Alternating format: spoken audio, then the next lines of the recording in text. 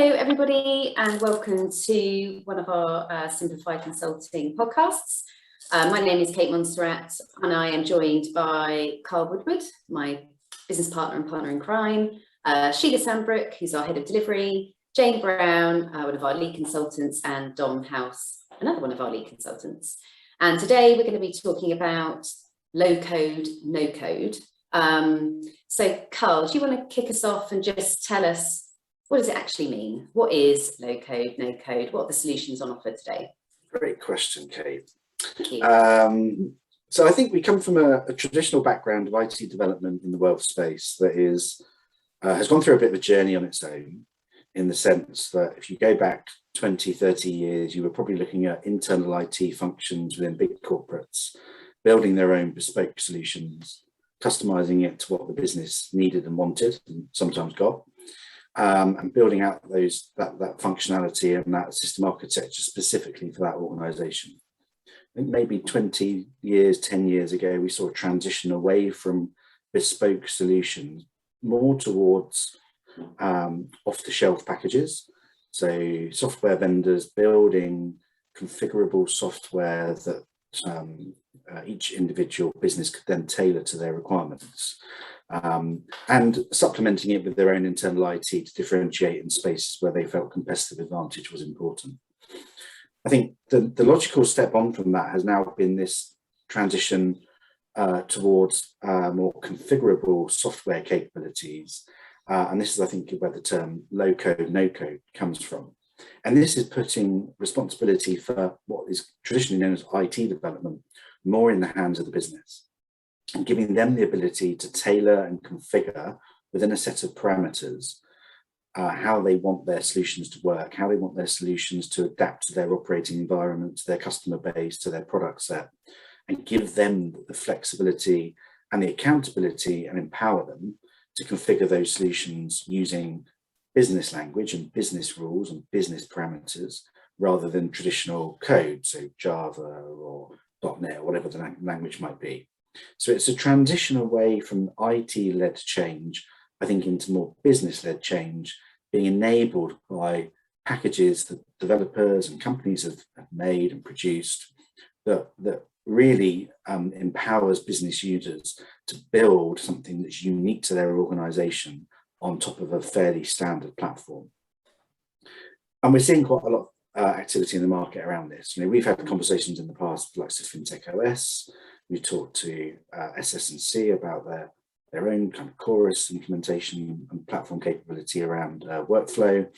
And more solutions that are being built are enabling users to own the end solution. And it's that real transition away from that IT business relationship of the past.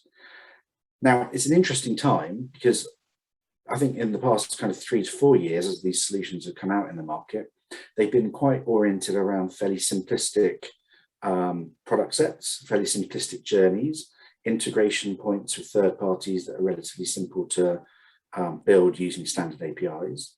I think increasingly, as those solutions are looking to adopt and win a bigger piece of the pie, the more complex product sets are being looked at, the more complex business rules and parameters are being built.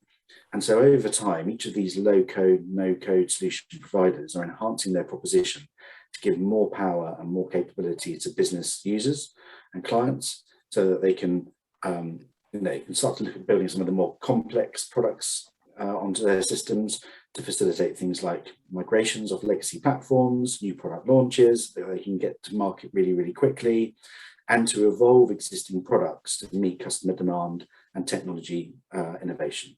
So it's a really interesting time at the moment. We're going to start to see those kind of businesses eat away at their market share and gain more and more traction as their solutions become more and more proven. That's a good point, actually. So you talked around the more complex products. So Dom, I think when we've engaged with some of the providers in the market, it's often been around kind of GI or protection products, so kind of more simpler, I suppose, products. What's your thoughts around this expanding into wealth, investment, pensions, etc.? Yeah, so as Carl said, I think definitely this type of solution does lend itself more to GI protection, where there's clearly defined customer journeys. There's more clearly defined business rules that govern the interaction with the customer and the interaction between those journeys.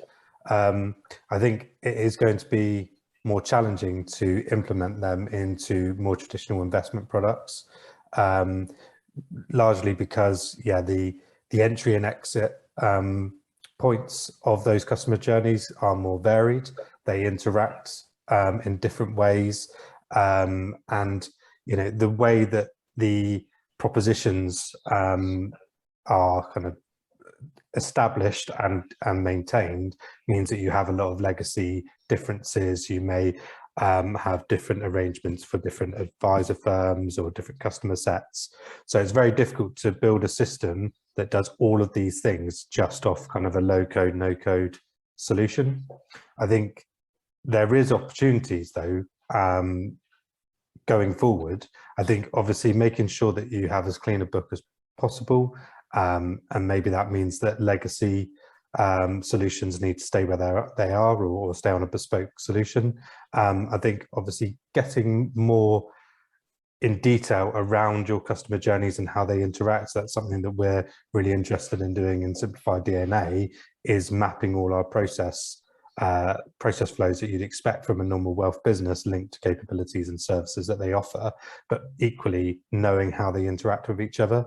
So we can really see how a customer journey can go from start to finish, but also go in various different directions during that. And once you have that, it's a lot easier to start working out what your business rules are and how that governs your kind of proposition in your system.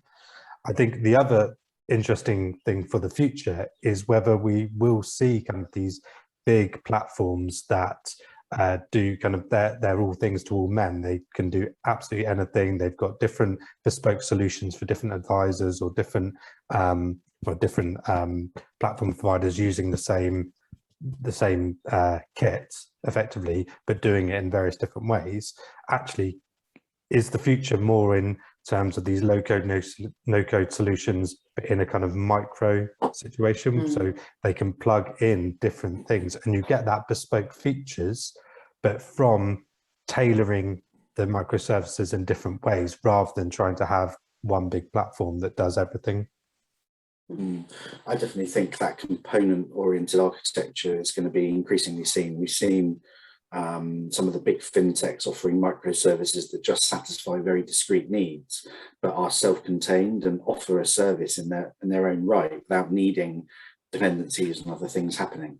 So I think we'll certainly see a shift towards that. I think just the other interesting point around this is we've seen some fairly big platform migration programs, genuine transformational programs, fail at some significant expense.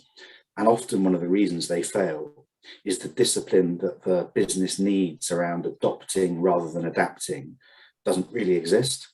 And I think part of that is then the limitation of the platform they're moving to, because if I'm a software developer and I'm building a solution for the market that needs to be whole of market, how do I build something that satisfies everything if I do it via traditional IT development means? The answer is I can't. I end up bespoking, I end up customizing. And from a software house perspective, I don't want to do that because it increases my cost to maintain, increases my cost to change. I want a standard platform that is as highly configurable as possible. But that's up against businesses who want to differentiate in areas and want to have unique features and unique products and esoteric capabilities that perhaps their competitors don't have, wanting that uniqueness in the functionality. And I think this is the place where, off the back of some of the challenges around that major transformational activity, this is where low code, no code will come in and give businesses that flexibility to configure almost to their heart's content. I think it's a real challenge though, isn't it, around the legacy part? Because I think often businesses have, like you say, really esoteric T's and C's, and the risk appetite to change those is often quite low because they don't want to go through the pain of client comms, making sure that the client isn't disadvantaged, liaising with the regulator, et cetera, et cetera. It's almost easier to replicate rather than transform, whether that's even kind of allowed, I suppose. Yeah.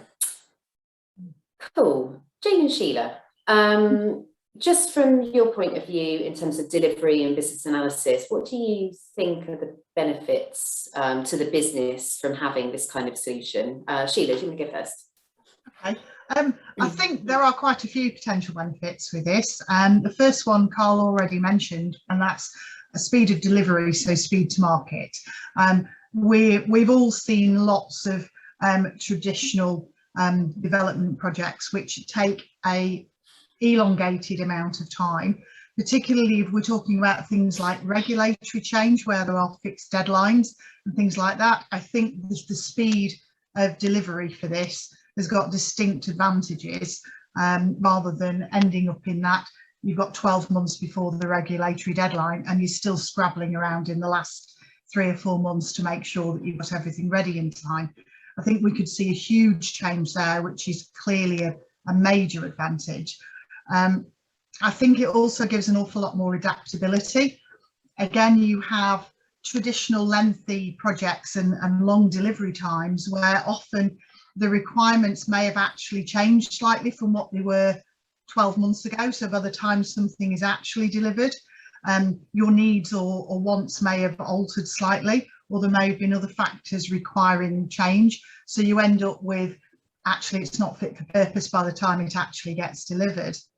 And I think also we're seeing a slow but sure move towards more agile developments, particularly within our world. And I think this lends itself really well to that. Having the component idea and being able to customize things from essentially building blocks, it really lends itself to having the whole mock-up and demo idea and allowing business users to be more involved in that and to actually see something physically before they wait 12 months and something appears on their desk. So then again, that lends itself to the whole training idea, and you start to see how it all snowballs with huge benefits. You've also then got to think about the whole idea of citizen developers, as the term is being coined, for those people within the business that can actually get more actively involved in actually building this. And we all know that there are people working in operational teams who have that kind of skill, and could very easily be utilised more, and combining more closely their business knowledge with that ability to actually build these building blocks, if you like, to come up with the end solution. So I think from that point of view, there are huge benefits to be had from this low code, no code developments. Sheila, I'm going to give Jane a chance. Okay, that's fine. Off the back of kind of some of those benefits that you've outlaid, especially like the speed of delivery, which is a really good thing and obviously brings value to customers a lot quicker. But on the opposite side of that, obviously the business needs to be ready for that change much quicker. Getting the people in place, getting all the people trained, knowing what the processes will be in the process design, and rolling, those business readiness activities out in a much smaller window. I think that would be a big challenge for businesses to adapt to that kind of way of working, because traditionally, as we know, the developers will take months, sometimes years to develop a system. And as you sort of pointed out, lots of the times the requirements can be wrong and picked up in testing, So I think having that smaller window is great for many reasons, but it also brings a lot of challenges as well. The business needs to be ready for the change a lot quicker. And as we've all seen and experienced, that's not always easy to round up everything. I just wonder, Jane, if the kind of the advent of Agile, that more iterative nature of development, lends itself much better to this kind of environment. The traditional waterfall method isn't really one that's conducive to incrementally evolving capability. But I think an agile approach where the business are actively kind of working with their super users who are configuring the platform and evolving it and test and learn, that kind of ongoing process of kind of continual improvement is lends itself very well to that agile methodology where you don't need to know all your requirements up front. You're almost Yeah. jumping in and just trying to build and evolve as you go, because You're always bringing all your people with you on the journey, aren't Exactly, you? And yeah. bringing them in, yeah. Absolutely, yeah. Cool, thank you. And finally, Dom, you mentioned Simplify DNA. How do you think that can help in terms of looking at these types of solutions? How can it help businesses out there? Yeah, I think well, hopefully Simplify DNA is a really useful tool for this kind of implementation. I'd say there's 3 elements. So there's organizational design. So we have kind of an architecture tool there that we can use to understand what the current model is, and very easily look at the target model and how that compares, what the impact is going to be in terms of costs, in headcount, all of those kind of different factors. And obviously that can play out in various different scenarios that we can model for them. The second piece is in terms of product design. So we have some very quick, speedy documentation that can be used to understand what the standard product features should be, and also how that should be tailored for the particular business or the particular problem that they're looking to solve. So that's a real benefit for our clients when they really want to understand very quickly, right, just tell me, what does a standard ISA do? What does a standard pension do? And then we can look and play with that and adapt it as we see fit. And the third piece is, and to Jane's point, around that readiness. So we have the process flows, we have the correspondence, we have the requirements there ready to go that back up what a normal product would do and how it would go through. And that's reflective from both customer journeys and business journeys, and also reflects what we'd expect some of these systems to do. So it's very easy to start from version 0.9 and kind of get to a version 1.0 signed off, ready to go, than start with a version 0.1 or a blank piece of paper. It very easily lends itself to these kind of solutions where you can really make the most of it, because you're not constrained by what you do at the moment. You can very easily see what a kind of a best-in-class process does, and therefore how you can best use the solution that is on offer. Dom, you mentioned the process mapping that we have within the Simplify DNA, and I know that covers lots and lots of processes within the industry. I read somewhere that there's a growing sort of connection with no code, low code, and robotics process automation. So I can't even talk. Do you see that being as something that we could potentially leverage as well, because we've got those process flows, and looking at automating them and using low code, no code solutions for that kind of thing as well? Yeah, absolutely. So it's something that we've done a few times actually in the last year, which is taking process flows and applying some robotic process automation standards to that, identifying where the opportunities are and where the most benefits going to be. So yeah, we can certainly look at, your either your as is process flow or your to be, and then overlay that with some RPA and really delve into where you need to focus your energies in the future. Great. Thank you, everybody, for your time. Muchly appreciated. Thank you for listening to our podcast about low code, no code. If you want more information about Simplify Consulting, please visit our website, simplifyconsulting.co.uk, or get in touch with us. All of our contact details are on there. Thank you very much, and see you soon.